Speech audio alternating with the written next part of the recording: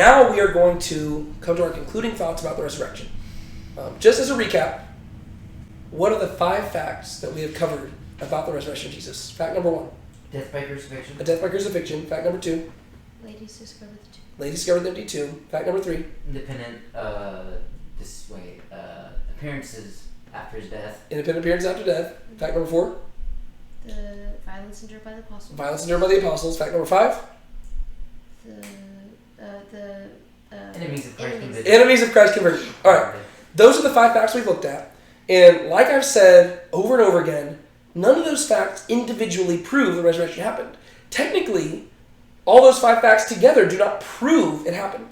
As historians, we're not looking to see what proves another thing. We are simply examining the evidence and trying to come to the best conclusion we can possibly come to. And so what I want to do real quick is I want to actually recap the method of, the historical method that we talked about at the very beginning of the study. Right? If you remember, before we even dove into these facts, we spent an entire week talking about how to be a historian. Mm-hmm. Right? And we talked about basically what we have to do to try to set aside our biases and try to just examine the evidence as straightforward as possible. And the method that we said we were going to take is the argument to the best explanation. Right? And the argument to the best explanation, it makes inferences and it weighs hypotheses according to specific data. So the hypothesis that best meets the criteria is to be preferred and regarded as most likely to represent what occurred. Right? There's different historical methods people take. This one to me makes the most sense. Right? And it's pretty straightforward. Right? Basically, when you examine the evidence, which hypothesis best explains all that evidence existing? Right? That's pretty straightforward. But then you have to ask, okay, well, how do you know that how do you know that one thing better explains, the evidence than others, right? That's really the big question we have to ask, right? Are you just going to be subjective? Because some people might think that, certain hypotheses explain things better than others, and people might disagree, right? I mean, we all have different tastes, right? Some people like certain movies better than others and stuff like that, but we want to be objective, and so we have to come up with a list of criteria, right? How do we arrive at the best explanation? Well, there's certain criteria that we're going with, right? First off, explanatory scope. It looks at the quantity of facts accounted for by a hypothesis. The hypothesis with the most relevant data has the greatest explanatory scope, right? So, for us, we are primarily looking at 5 historical bedrock facts, right? We want a hypothesis that answers the most of those, right? It doesn't have to answer all of them, but we would prefer it to, and it'd be even better if it answered more, right? It'd be great if you look at those 5 historical facts and then you could find a hypothesis that didn't just explain the bedrock stuff, but it explained additional things that we haven't even talked about, right? But that's what one aspect is, right? We want to find something that has quantity, right? It explains a bunch of stuff, right? You have some theories that we're going to talk about that they might explain one of those facts really well, but they fail to address any of the other ones, and they fail to address a lot of other stuff, right? So quantity, that's what we're looking at. Secondly, explanatory power. It looks at the quality of the explanation of the facts. The hypothesis that explains the data with the least amount of effort, vagueness, and ambiguity has greater explanatory power. So we got quantity and we got quality, right? Some theories and some hypotheses, they will be able to address every one of those 5 facts, but they won't be able to address them as well as others, right? There might be one where it's like, okay, ladies did discover the empty tomb, right? Let's just take that as an example, right? So we'll have different theories that will be able to explain that away, but some of them will have better explanatory power than others, right? One, the resurrection hypothesis, will say the reason why the tomb was empty is because, Jesus resurrected. All right, well, that's pretty good explanatory power, right? That fully explains it. Another one will say, well, the reason the tomb was empty is because people came and stole the body. That's also really good explanatory power. Another one, you could say, well, maybe there was a spontaneous combustion inside the tomb and therefore it's left empty. Now, does that explain it? Yes. Does it explain it in a very high quality manner? No, because it actually raises more questions than answers, right? If Jesus resurrected, or if the body was stolen, that's pretty good quality explanation, right? Because now you don't have to, that doesn't raise any other questions, right? If he resurrected, okay, well, that's how he got out of the tomb. If the body was stolen, okay, that's how he got out of the tomb. If the body imploded, well, now I just need to know what the heck was going on inside that tomb, right? And so we're looking not only for quantity, we're also looking for quality. Thirdly, plausibility assesses whether other areas known with confidence suggest a certain hypothesis. The hypothesis must be implied to a greater degree and by a greater variety of accepted truths or background knowledge than other hypotheses, right? Is this plausible given other information, right? This is one place where a lot of historians will be blinded, right? Because they will say, like we talked about like Bart Ehrman and stuff, right? You know, remember Bart Ehrman, the agnostic who, well, he says he's an agnostic, but I think he's really an atheist. He says, like, he'll admit that if miracles can occur, then the resurrection of Jesus is the most likely thing to have happened. But he says, since we know miracles can't occur, well, then we know that any other option has to be the correct one. But what he's doing there is, that's where he's allowing his horizon, right, his bias to shape his view. Because he is saying that the possibility of a miracle is implausible. But if we are going to be examining the historical claims of a miracle, we have to at least allow for it to be plausible, right? So we have to say, okay, let's assume that there's a God who is real, who can perform miracles. Now, all of a sudden, miracles happening is plausible, right? The existence of God is a totally different historical discussion altogether, right? You have to address that separately. We're simply looking at the resurrection, right? Okay. But there's other things that are implausible as well, right? You could say that the reason the tomb is empty is because Jesus just vanished in the middle of the tomb. He just ceased to exist. His body was there, and then poof, it went away. Okay, well, given what we know about the world, that's very implausible, right? Like, that doesn't make sense, right? I mean, is it an explanation? Sure, right? It has explanatory scope. It does not have much explanatory power, and it's very implausible, right? In that case, the body exploding is more plausible, because we do know that, yes, I mean, if you explode a body, it will disappear. That is more plausible. A body just being there and just poofing for no reason, that's not plausible, right? And so we're looking at that as well. We want to look at other information that we're aware of and see if that actually helps explain the stuff that we know to be true, right? Fourthly, less ad hoc, aka simplicity. This favors hypotheses that do not go beyond what the data warrants, those which require fewer presuppositions. A hypothesis possesses an ad hoc component when it enlists non-evidence assumptions, that is, when it goes beyond what is already known. All right. So let's talk about we'll talk about the hallucination theory later, right?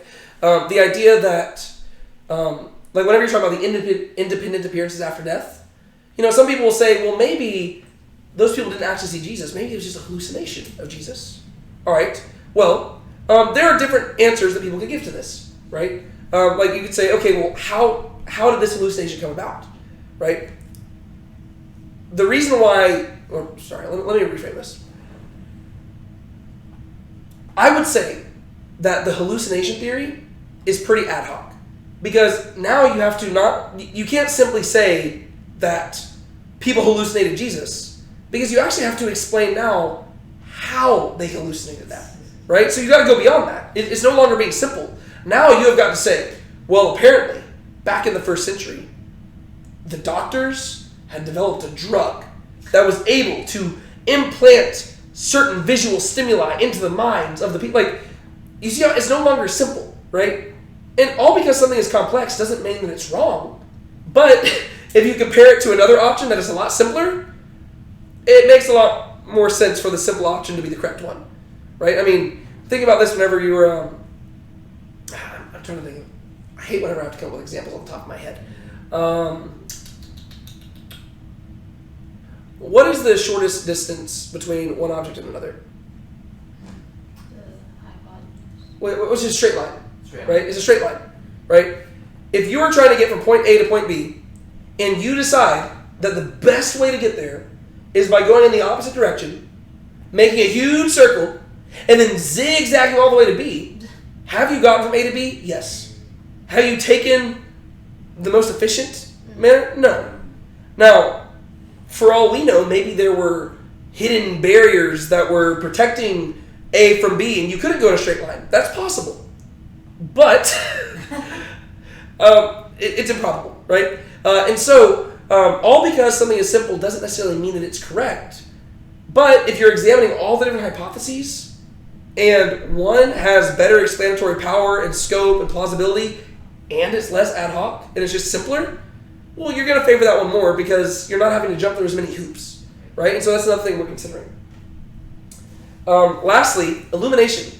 I already mentioned this a second ago. It recognizes that sometimes a hypothesis provides a possible solution to other problems without confusing other areas held with confidence.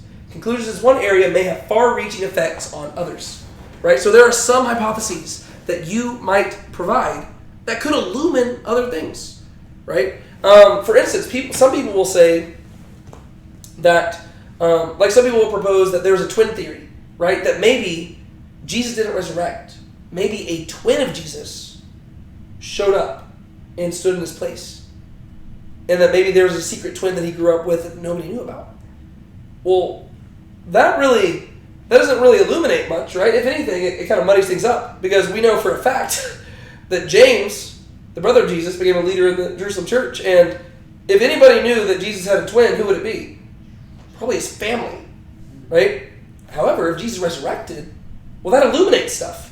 Because now, all of a sudden, you're like, oh, well, look at that. That explains why the family came to believe in Jesus. Because they knew he didn't have a twin, right? But this also would just, we'll be able to talk about this as we go. But illumination basically just says we favor the theory that doesn't simply address the stuff we know, but it actually helps better explain other little cursory details, right? That's just helpful, right? Really, illumination, it's like the icing on the cake, right? You don't need a theory or a hypothesis to illuminate things, but if it does, that's always really nice and super duper helpful. And so our goal has been to defend the resurrection of Jesus, or not even defend it, right? We're trying to be unbiased. We're trying to simply examine the evidence and come to a conclusion.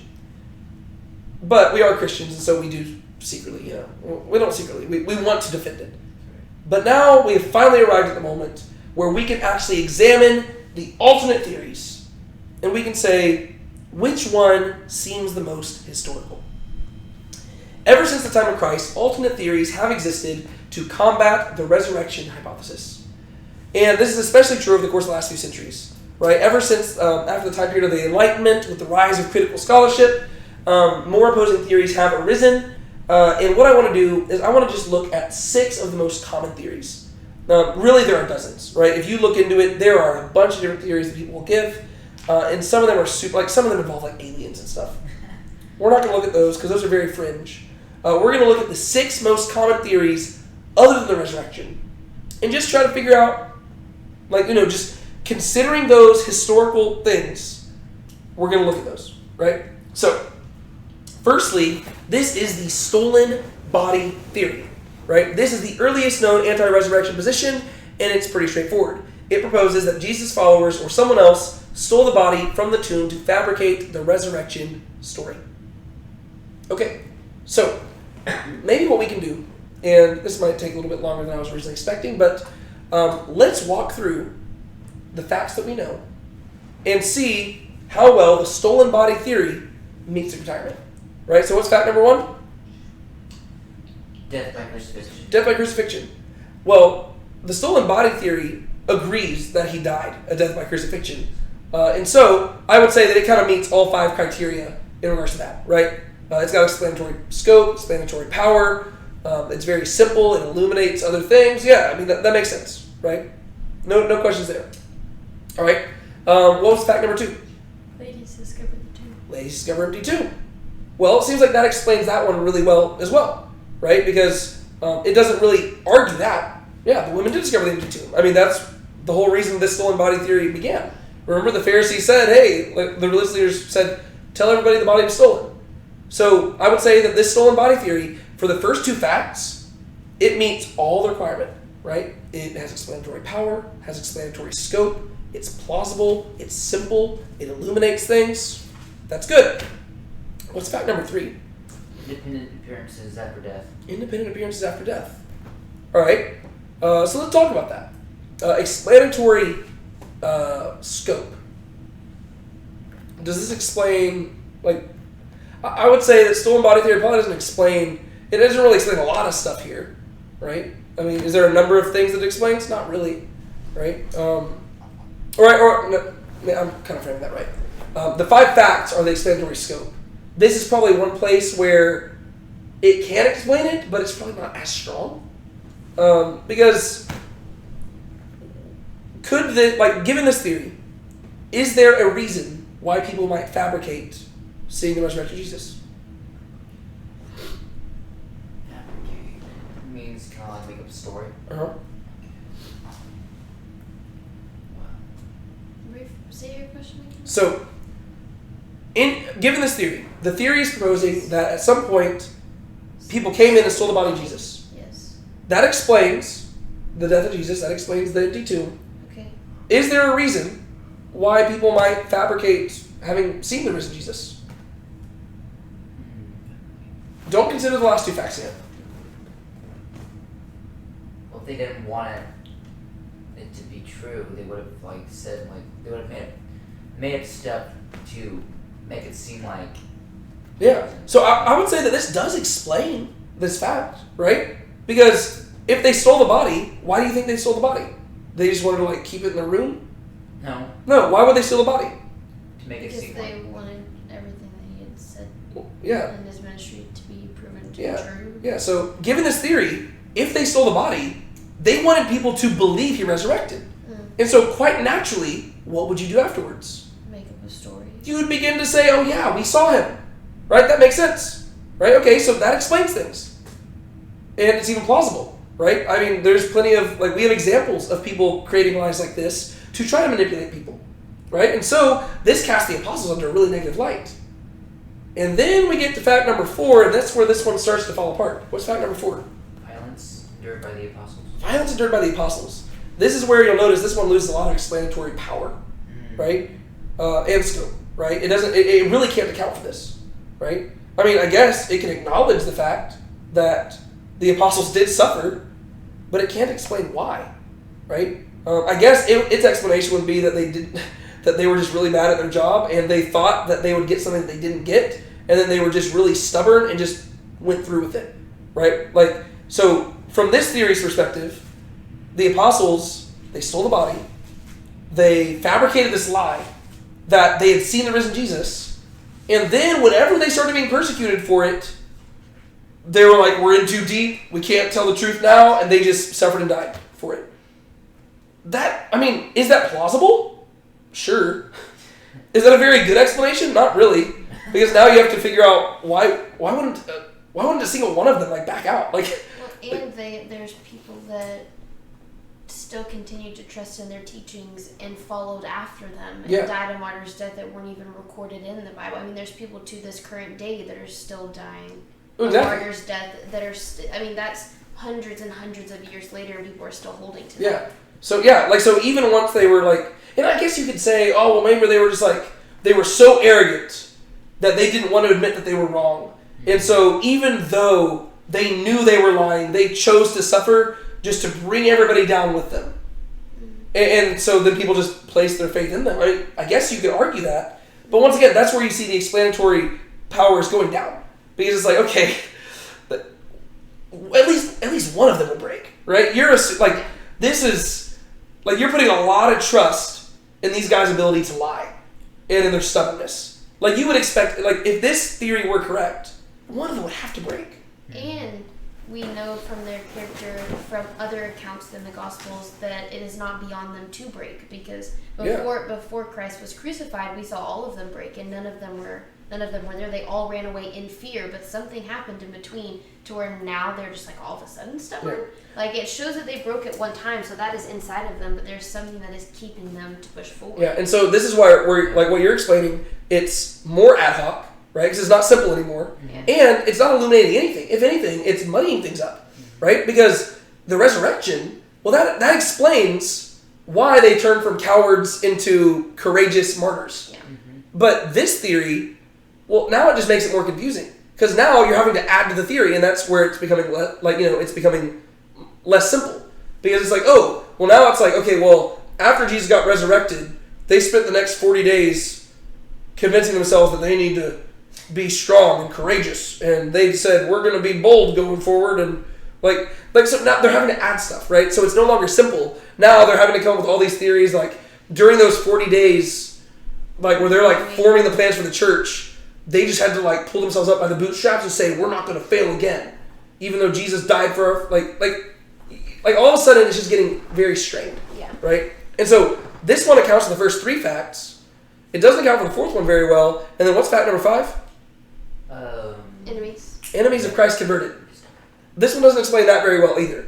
Right? Especially whenever you consider the fact that these enemies, like, I mean, I guess it could probably explain Paul better. It can't explain it that well. Right? Because you could argue that maybe these people would argue, well, maybe Paul didn't, he genuinely believed he saw the resurrected Jesus, but it just wasn't, right? He was just, like, he was just tripping and he was like having a crisis of faith. Like, you can explain that. But James, I mean, the brother of Jesus, you're saying that he knowingly converted to this faith after, like, I mean, what did they have to tell him? Right? I mean, what could possibly convince James to become a follower of Jesus unless he'd seen his resurrected brother? Yeah. Right? I mean, like, so this one doesn't explain that much very well either. Right? So the stolen body theory, is it plausible? Yeah. I mean, it's very plausible. That's why it's been promoted so much. But there's a lot of other questions it raises. All right? Theory number 2, the swoon theory. This proposes that Jesus did not die on the cross at all, but was believed to be dead after falling into a deep, unconscious state. Later, he revived in the tomb and exited of his own accord. There's supposed to be a beyond tomb there. He But arrived in the tomb. he arrived in the tomb. All right, so the swoon theory, right? Jesus did not at all die. Fact number 1 is what? Death by crucifixion. A death by crucifixion. So this is where this one falls short. Yeah. Right? Honestly, this is the answer to that one. Yeah. Right? Because the rest of them, this one answers pretty well. Right? If Jesus just passed out, well, no, there's some of them that's still a little bit hard, right? But the death by crucifixion is really the kicker for this one. But we'll look at that in a second, right? Ladies discovering the empty tomb. If Jesus simply passed out, well, this does explain that, right? I mean, it makes sense. I don't know how he got the tomb open from the inside, but I don't know. Maybe he knocked really hard and the Romans just I don't know. But once again, it's a stretch, right? You see, once you begin to think about it, it sounds very attractive at first, and then you think about the dynamics of it, you're like, wait, so Jesus, he passed out on the cross to the point where people thought he was dead. I mean, that's pretty dead. You check for a pulse and I don't know, they pierced his side, right? And so, I don't know, but let's just assume it, right? Let's assume that he did not die, right? He just passed out. Okay, well, I can see he hypothetically got up, and maybe he even found a way to get out of the tomb. Once again, that's not simple, right? It doesn't have very much explanatory scope or power, but you know what? It's at least there. Independent appearances after death, well, that one makes sense, right? What doesn't make sense about that one is that Jesus seems like he's very much alive. Because you pass out on a cross doesn't mean that you're in perfect health. Yep. He had been scourged ahead of time. And if you are passing out to the point where people think that you're dead, that's not a thing that you recover from in 3 days. Yeah. Right? No. But when Jesus showed up, people were saying that, think about how different the testimonies would be if Jesus was walking around all haggard and hey guys, just still bleeding out and stuff. That's what you would be, right? I mean, if somebody went through crucifixion, they would be in the ICU for several days, right? I mean, that's what we even saw with Josephus, right? Remember, we only have one account of somebody surviving crucifixion. And remember, three people were taken down, and only one survived, and that was after receiving the best medical treatment. Mm-hmm. You're telling me that Jesus was crucified, and after receiving no medical treatment, he was placed in a tomb, and of his own accord, he healed up so much in the next 3 days that people saw him, and they thought that he was perfectly healthy. I'm not believing that, right? And so, yes, I mean, is this plausible? Sure, right? If he just passed out, you can then explain why people might have thought that they saw him later, but you can't explain why they thought they saw him in the way that they did, right? Or you would think that they'd have to be exaggerating how they saw him, right? This is a guy who would be he's near the point of death, but they are framing it like he is like at the height of life. That's kind of weird, right? Violence endured by the apostles, I guess it makes sense, right? If they genuinely believed Jesus had died, and then they thought that he resurrected, well, you can explain that.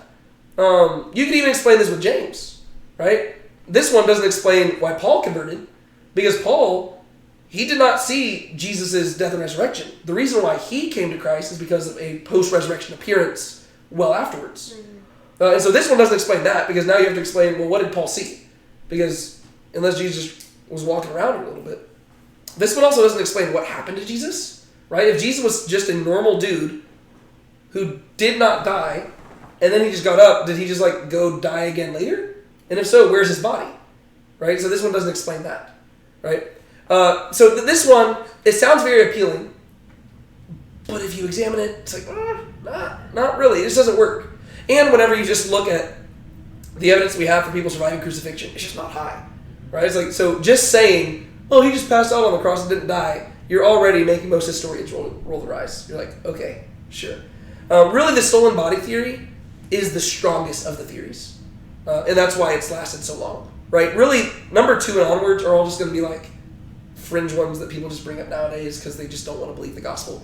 But really, if I'm going to just be honest, it seems like the options are resurrection theory or stolen body theory.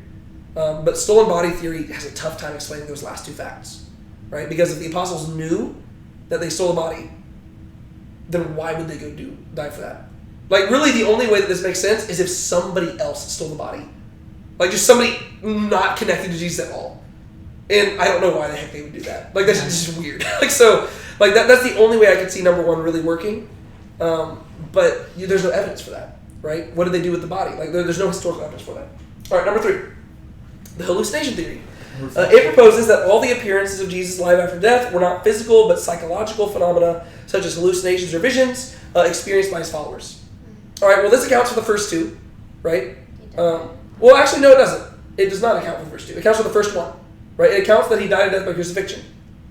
It does not account for the women discovering the empty tomb, because if Jesus stayed dead, then where's his body at, right? Because like this one really doesn't even address that, right? It's like, okay, if they just saw a hallucination of Jesus, then what do they do with the tomb, right? Why was the tomb empty?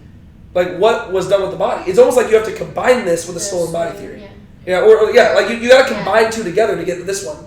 Because, like, if the body was actually in the tomb, then just go open the tomb and you've proven that he's dead still, right? That's the issue. Like all of these, like, you've got to account for the body, right? And if there's no, like, if you find a body, well, there you go. There's your explanation. But they don't have a body, right? Nobody has ever found a body. And so every theory has to account for that. This one really doesn't, right? This one's like, we'll skip that one, right? So it accounts for the death, and it chiefly accounts for the appearances, right? Because it's saying they had a hallucination, they had a vision, right? Well, if it's a vision, who's the vision from? Is it from God? Why would God give them a vision of something that was fake? Oh, maybe it was demonic. Okay, well, maybe they're being tempted to something. All right. But here's the issue. It's not simple, right? Because now you have to say 500 people had the same vision at the same time. It's not. How? And I would, that's going forward. Oh, yeah. Well, no, that's what I'm saying. It's like, like when you look at all of these, it's like, it doesn't make sense. So you're saying that Peter had a vision of Jesus alive after death, and James had a vision of Jesus alive after death. All the 12 apostles had the same vision of Jesus alive after death, like the same one, right? I mean, that's not how visions work. That's not how hallucinations work, right? Hallucinations, like, even if you were to suggest that all 12 apostles were just on the craziest drugs, they would be having different visions. But that's not what's happening. Or 500 people. Are you just suggesting that the 500 people were taking the exact same drugs? Okay, well, now explain to me, how did this drug give them that same vision? Because we don't even have that stuff nowadays. Right, nowadays, we have all sorts of crazy drugs that can give you all sorts of hallucinations, but none of them can plant specific hallucinations in your mind. So if the apostles hypothetically wanted to convince people of this, how did they develop a drug that can get them to do that, right? So all of a sudden, like, you're raising more questions than answers, right? You're explaining it. Like, it's very easy to say, oh yeah, it was a hallucination. Okay, but now you have to say, how? Right? That's the issue. As a historian, you can't simply say, boom. Like, that's what people do all the time, right? Like, whenever it comes to, like, the moon landing being a hoax or, like, 9/11 being an inside job, people will simply say, look at this. It all makes sense. But, like, the moon landing being a hoax thing, right? People will say that, and they'll say, oh, well, they'll give all these different reasons as to why it was a hoax. But the thing is, whenever you say that something is a hoax, you're not simply saying that one event did not happen. You are also saying another event did happen, right? You are saying the moon landing did not happen. Instead, a giant conspiracy to fake the moon landing did happen. And so it's not enough to simply point out why this does not make sense. Right. You now have to explain how this does make sense from a historical perspective. Yep. And so if you're going to say that it was a hallucination, you can't simply say it was a hallucination. You now have to, as a historian, explain how did that hallucination come about, right? And so it fails to do that, right? And then violence endured by the apostles, that makes sense, right? I mean, if they genuinely believed they had seen Jesus, well, yeah, it makes sense that they would die for their faith, right? They just didn't know, right? They were just wrong. Well, that one makes sense. Enemies of Christ converted, it makes sense for James, and I guess it makes sense for Paul. Maybe Paul was on the same drugs on the way to Damascus. Yeah. But you're assuming all of this thing, right? There's no evidence for it, right? And it just gets so much more complex. And so it's like, okay, well, let's work away from that one.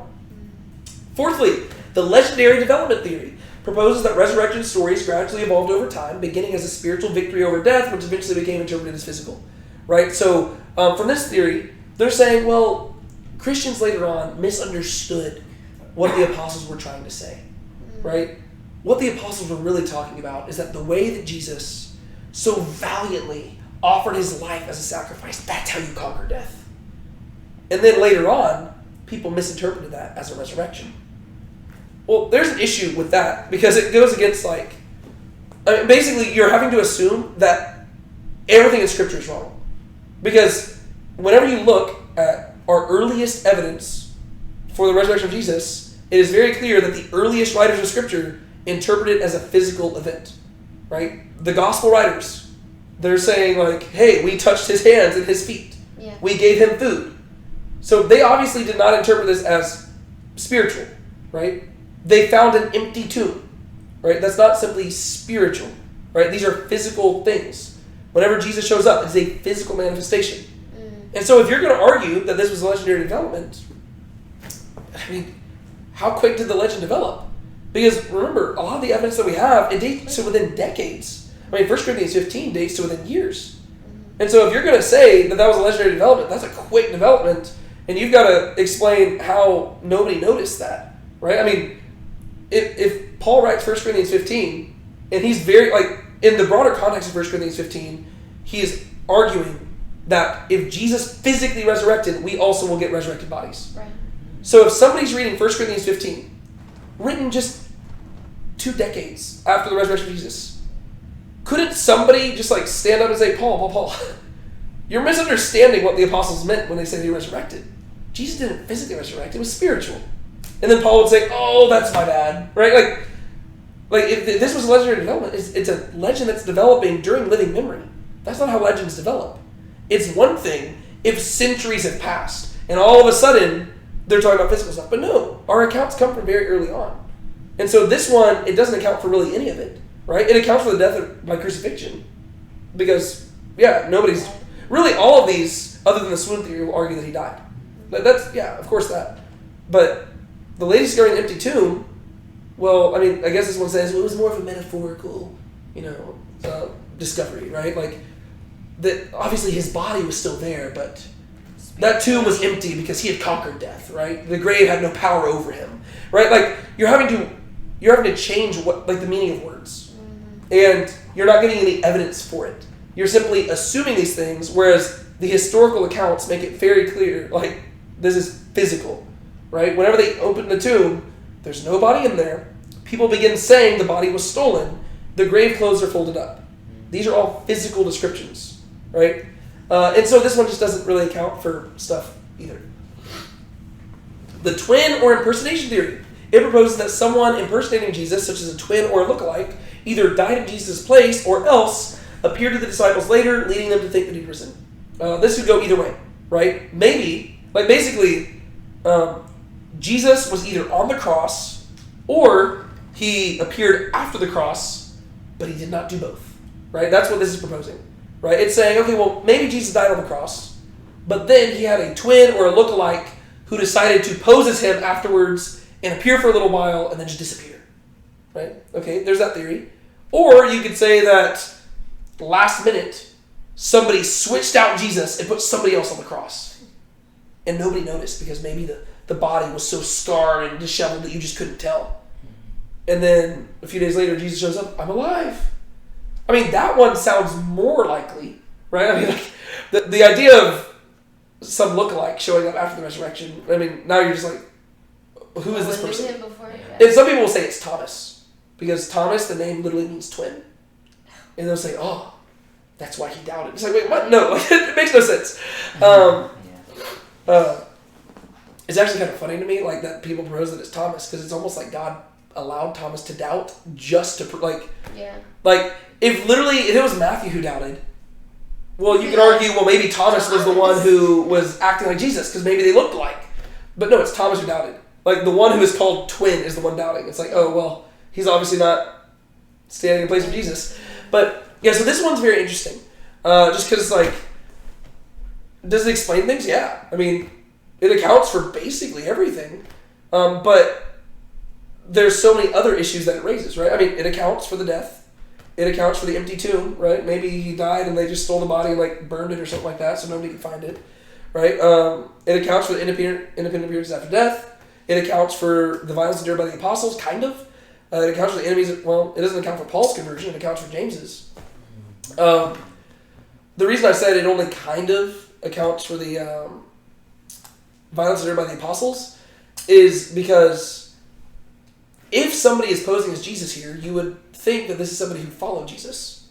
And therefore, it would seem to imply that somebody had to be in the know on this. Right? I mean, like, unless you're just going to suggest that this was just a one-man, like, trick, and he just never told anybody. Like, he was just pulling a prank. Yeah, because, I mean, whenever the apostles have spent 3 years with him, they're going to know all of his quirks, his mannerisms, the way he talks, how he's going to answer questions, and that person has to exactly replicate it. Well, in Acts chapter 1... not like, hold on a second. In Acts chapter 1, Mary and the brothers are of one accord with the apostles. Yeah. So they've been convinced. Yeah. And so you've got people who have known Jesus for 3.5 years in the height of his ministry, and you've got people who've known him his entire life.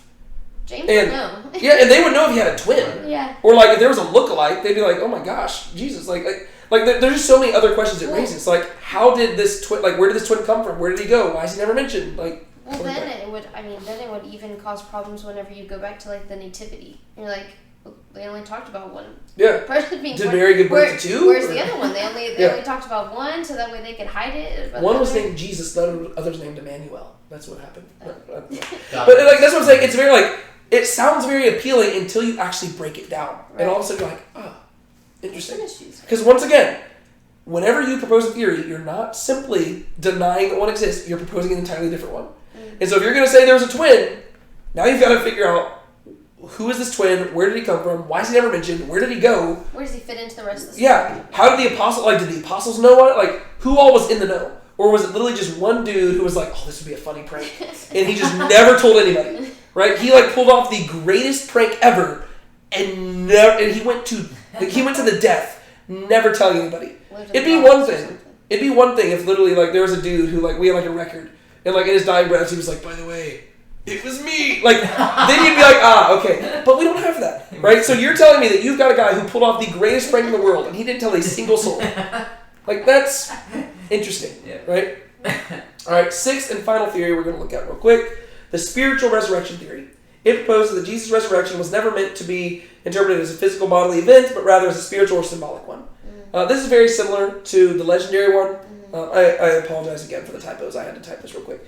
But it just doesn't make much sense, right? It's like, okay, sure. It runs contrary to what we've seen elsewhere. What is the difference between that one and the other one? So the legendary development one is suggesting that it just developed over time. Whereas the spiritual one is just, it's arguing that, like, so the legendary development one, it suggests that the earliest people didn't believe it was physical, but very quickly it turned into something believed to be physical. Whereas the spiritual one says that, oh no, people are just misinterpreting the Bible altogether. Okay. Right? Like the Bible never asserts it was physical. Like that's what they're arguing. Which just doesn't make sense, really. Alright, real quick. I'm going to show you all a video, mainly because I find it pretty humorous. This is a video from the Babylon Bee, which I think is a great representation of this. And while this video is playing, I gotta run to the restroom. Are we all here? I need 100% participation for this to work. Yeah, everyone's here. All 12. 11. 11 of us. Well, what's the plan? Well, as you know, Jesus is dead. But stick with me, okay? Stick with me. I have a plan. We are going to steal his body. Okay, I'm tracking with you. What's next? And then we're going to tell the whole world that he rose from the dead. Oh, you know I'm in. I love it already. All right, classic. Then what? And then we're all going to get brutally murdered. Wait, come again. Could you go over that last part real quick? Oh, what? We get murdered. What's the problem? I like it. I like it. I mean, don't get me wrong, Pete. I love me a good hoax as much as the next guy, right? What's in it for us? Do we all get riches, fame, and fortune first, right? No, get this. You're going to be hated, persecuted, and reviled for the rest of your life.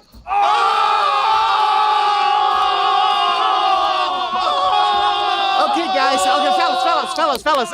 Look, I gotta be missing something here, right? Okay? I mean, why on earth would we do this?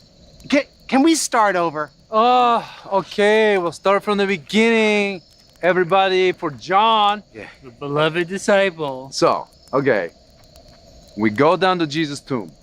Sounds good. This is really easy. Then we pay off the Roman soldiers that are guarding the tomb with their lives. Why would they do that? Then we somehow roll away the big stone that's in front of the tomb. Obviously, you have to move the rock first. Duh. And then we steal his body. Yeah, I mean, I guess. Then we tell the whole world that he rose from the dead, and we get brutally murdered for our troubles. Epic break, bro. Peter, you rock. Oh, okay, guys. Okay, and then what? Then we all get killed. Come on. When do we see ourselves become exalted and praised? That's just it. You don't!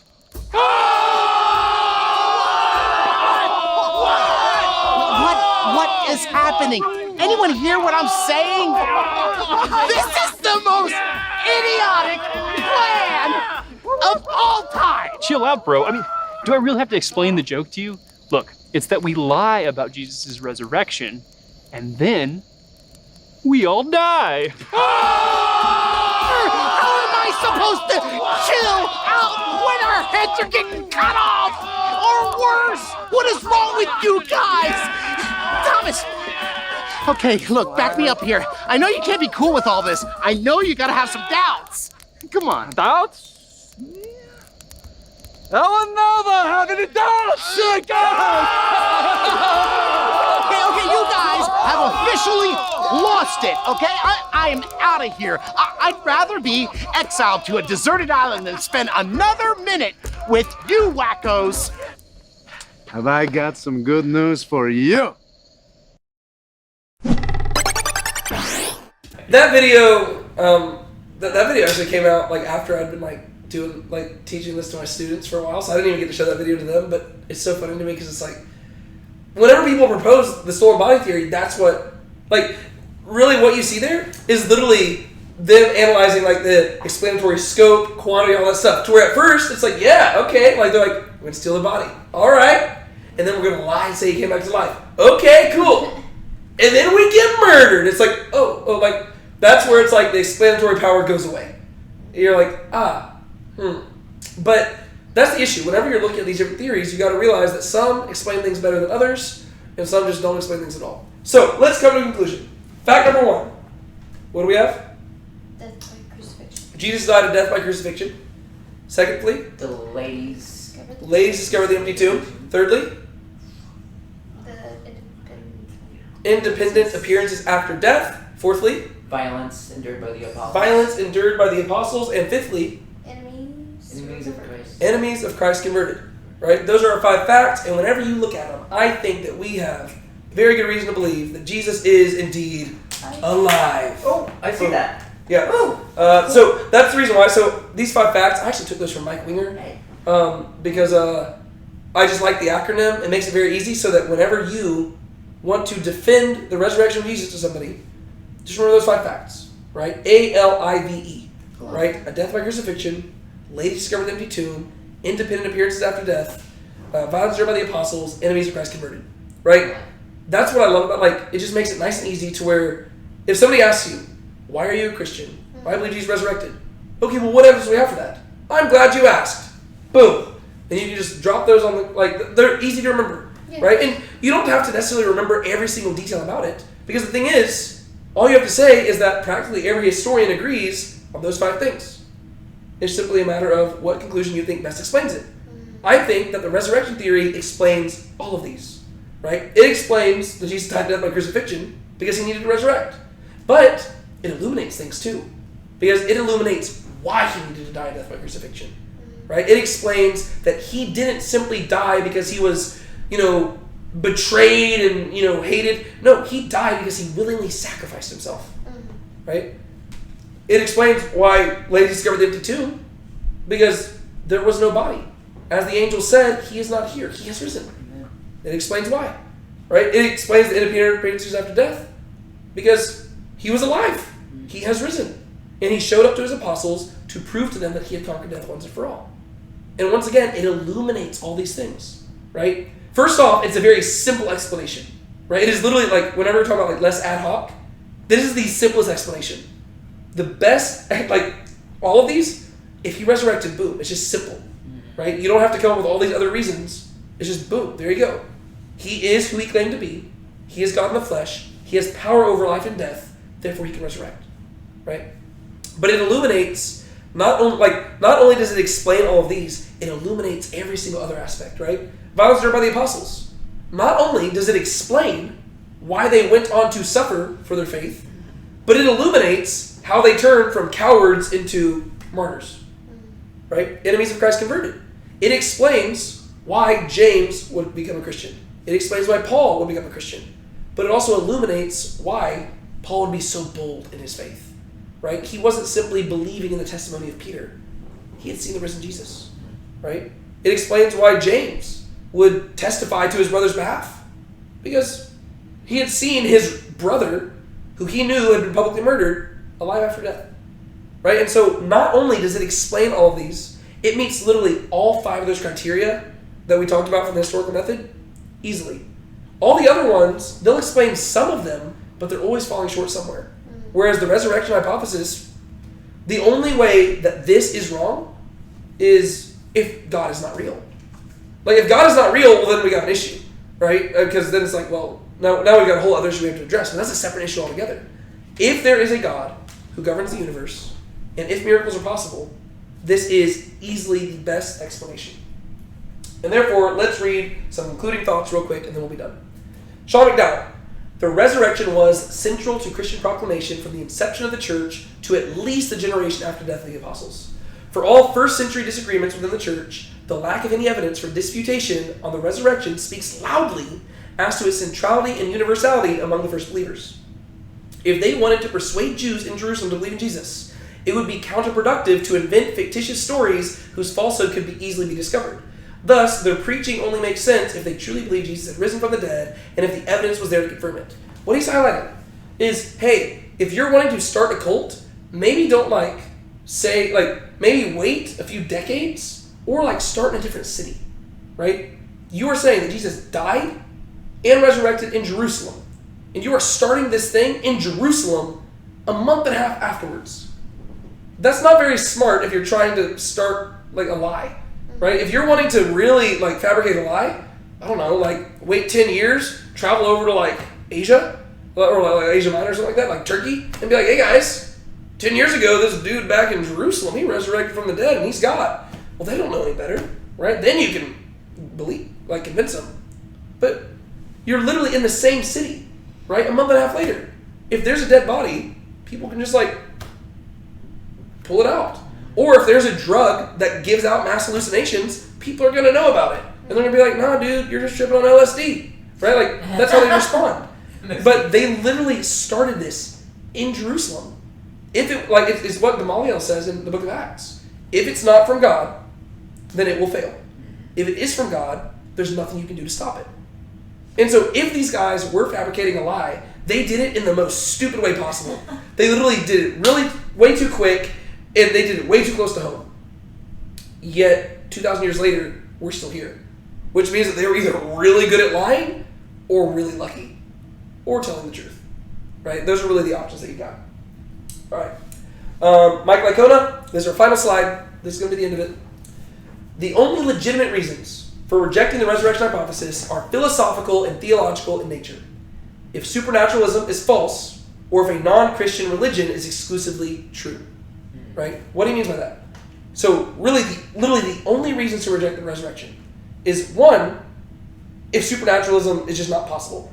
Right? If there is no God, if there is nothing beyond nature, well then, yeah, the resurrection can't happen because people do not naturally go from death to life. That is a supernatural occurrence. And so if there is some demonstrable way to prove that supernaturalism is false, well then, yeah, we're forced to say the resurrection didn't happen. Right? On the other hand, if there is some way to prove that another religion that is exclusively non-Christian is true, well, then we'd also have to say that the resurrection is false, right? I don't even know what that religion would be, but it would have to be some religion that says that Christianity is totally false, right? If you could prove that is 100% true, well, then you have to say the resurrection is also false. But the thing is, we don't have any evidence of that, right? If anything, we have evidence that supernaturalism is true, and we have evidence that Christianity is true as well. And both of those actually come to a head at the resurrection, because that is our greatest evidence for both supernaturalism and Christianity. And so it just is a good conclusion. However, if one brackets the question of worldview, neither presupposing nor a priori excluding supernaturalism, and examines the data, the historical conclusion that Jesus rose from the dead follows. I am contending that Jesus' resurrection from the dead is the best historical explanation of the relevant historical bedrock. Since it fulfills all 5 of the criteria for the best explanation and outdistances competing hypotheses by a significant margin in their ability to fulfill the same criteria, the historian is warranted in regarding Jesus' resurrection as an event that occurred in the past. So as a historian, if you are simply looking at the evidence, you can say with confidence that the resurrection of Jesus did happen. And as we talked about at the very beginning, if the resurrection did happen, then God is real, Jesus is who he claimed to be, Christianity is true, and our faith is founded on something that will actually not put us to shame, right? And we will dwell with God forever. That's pretty cool. And so, yeah, we have to take it by faith because we weren't there, right? We didn't see it. But like I said, you're not leaping across a chasm. You're stepping across like a line on the sidewalk, right? It's not a huge leap. And so that's really cool. And so hopefully y'all enjoyed that study. I think it's pretty cool. And so one of y'all want to close out in prayer? Then we'll be done. Okay. Thanks for staying a little bit late. Go for it. Dear Heavenly Father, thank you so much for the study that we went through. Lord, thank you for not only dying for us, but and not staying in the empty tomb, but rising from the grave for us. And I just pray, Lord, that you would help us to grow in our faith and love you as we continue living our lives. In the name of Jesus Christ, amen. Amen.